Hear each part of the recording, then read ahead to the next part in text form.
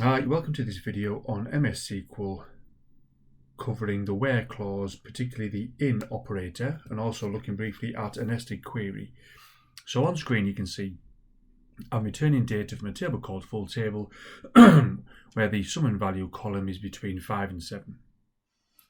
Sometimes you can't use the between keyword because sometimes the values that you want are not in a range and not in a group. So what I want to do is I want to return data where the sum and value is either 3 or 4 or 8.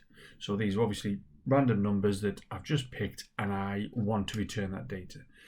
So in which case what you use is the in operator, and to use in you put the in keyword, then you have brackets, and within those brackets you put the values that you want to return. So 3, 4, 8.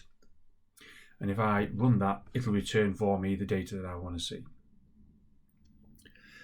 You can use it for any data type. So I could say ft date is in.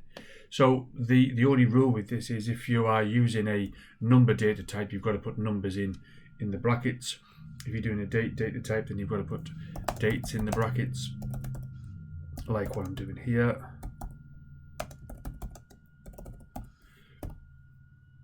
And if you're using a string, you've got to put text in the brackets. You can't have a mixture. Obviously, you're dealing with a particular data type here, and that data type dictates what is going to be within these brackets. Now, if I do an example here of text, I'll say where the type is in this list of strings. So there you go, instance and artifacts. Now what this in statement wants is just a range of values. So when I can add to this.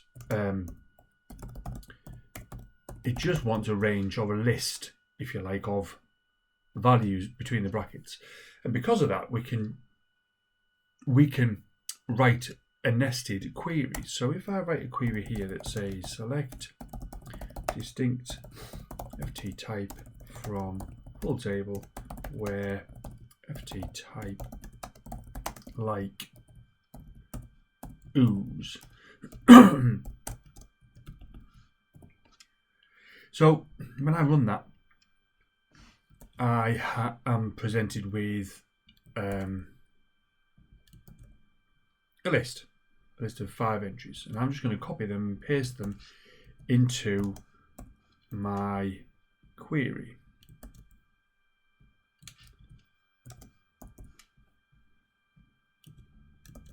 And if I run that, it will return for me data because there's my list of 5 entries of the types that I want. However, this here, this select returns that same list. So why don't I use the select? So if I cut that away and I paste it between the brackets, that's the important bit. And I'm just going to, for formatting's sake, tab them across.